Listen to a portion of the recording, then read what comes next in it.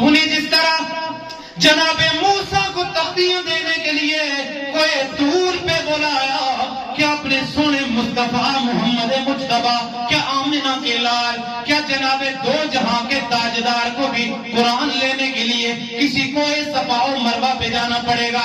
کیا کسی پہاڑی پہ جانا پڑے گا؟ کیا کہیں کسی اور مقام پہ جانا پڑے گا تبھی قرآن نازل ہوگا؟ نا نا نا، میرے اللہ نے فرمایا نا نا، وہ میرا کلیم تھا، یہ میرا حبیب۔ سبحان اللہ۔ لوگوں ایک اس طرح بات نہیں ہو سکتی، وہ میرا کلیم تھا جسے طور پہ میں نے بلایا، لیکن یہ میرا حبیب ہے، اس کی بات اور تھی، اس کی بات اور ہے۔ سبحان اللہ۔ ان کا مقام اور ہے، ان کا مقام اور ہے۔ یا اللہ پھر کس طرح سے ہوگا؟ فرمایا لوگوں سنو، وہ میرا کلیم تھا لیکن یہ میرا سونا مصطفیٰ ہے، یہ میرا حبیب ہے۔ اے محبوب پاک صلی اللہ علیہ وسلم، آپ کو کسی طور پہ جانے کی ضرورت نہیں ہے، آپ کو کسی پہاڑی کے اوپر جانے کی ضرورت نہیں ہے، بلکہ میرے سونے مصطفیٰ آپ مدینے کی گلیوں سے گزریں گے، میں جبریل امین کو قرآن دے کے کہوں گا، اے جبریل جا، میرا سونا محمد مدینے کی گلیوں میں چل رہا ہے، قرآن لے جا، میرے مصطفیٰ کی بارگاہ میں قرآن کو پیش کر دے۔ فرمایا اس طرح نہیں، میرا مصطفیٰ بستر پہ آئے گا، میں قرآن کی آیتیں یا ایھا المزمل یا ایھا المدثر کی آیتیں نازل کرتا جاؤں گا۔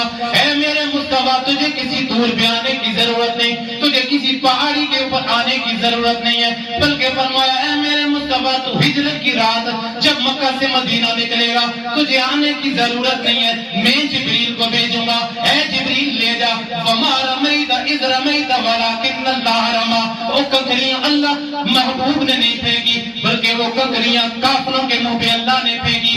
اے میرے مصطفیٰ، تجھے کسی پہاڑی پہ آنے کی ضرورت نہیں ہے، تجھے کسی اعتکاف کی ضرورت نہیں ہے، بلکہ جب بیت رضوان کے موقع پہ صحابہ کرام مجھے مصطفیٰ کریم صلی اللہ علیہ وسلم کے ہاتھوں میں بیعت کر رہے ہیں، اللہ کا قرآن پکار پکار کے کہتا ہے، سورہ فتح بول اٹھی، لقد رضی اللہ عن المؤمنین اذ یبایعونک تحت الشجرۃ فعلم ما فی قلوبہم۔ میرے مصطفیٰ کریم صلی اللہ علیہ وسلم کے غلاموں، اللہ تعالیٰ نے اپنے محبوب پاک صلی اللہ علیہ وسلم کو وہ شان عطا فرمائی، فرمایا ہے میرے سونے محمد موسیٰ کو اپنی تورات لینے کے لیے دور پہ آنا پڑتا تھا، لیکن سونے محمد تیری شان یہ ہے، میں اپنا قرآن خود تیری بارگاہ میں بھیجوں گا، قرآن خود چل کر تیرے پاس آئے گا۔ سبحان اللہ۔ قرآن خود چل کے تیرے پاس آئے گا، اسی لیے ہم کہتے ہیں خدا کی عظمت کیا ہے، محمد مصطفیٰ جانے مقام مصطفیٰ کیا ہے، محمد کا خدا جانے۔ جن جن کو مجھے ناد آتی ہے مل کے پڑھ لیے، یہ مقام مصطفیٰ کیا ہے، محمد کا خدا جانے۔ مقام مصطفیٰ کیا ہے، محمد کا خدا جانے۔ محمد، تجھے گھبرانے کی ضرورت نہیں ہے، تجھے پریشان ہونے کی ضرورت نہیں ہے، تیری کتاب کوئی عام کتاب نہیں،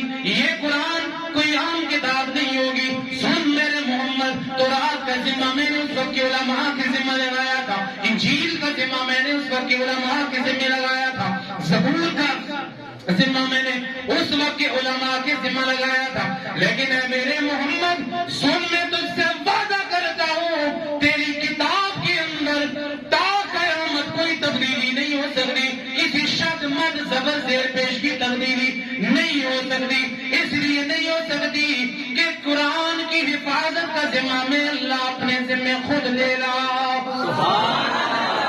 اور ہے میرے محمد سن، اور وہ سابقہ کتابیں ان کے اندر جو تحریف ہوتی رہی اس وقت کے زمانے کے لوگوں کے ذمہ میں نے لگائی تھی، اس لیے کہ وہ کتابیں کسی کتاب کے اندر تھی، کسی پتھر کے اوپر لکھی ہوئی تھی، کسی چمڑے کے اوپر لکھی ہوئی تھی، لیکن اے میرے سونے محمد، تیرے قرآن کو میں کسی چمڑے کے اوپر نہیں لکھوں گا، بلکہ تیری امت کے حافظوں کے سینوں کے اندر محفوظ کر دوں گا۔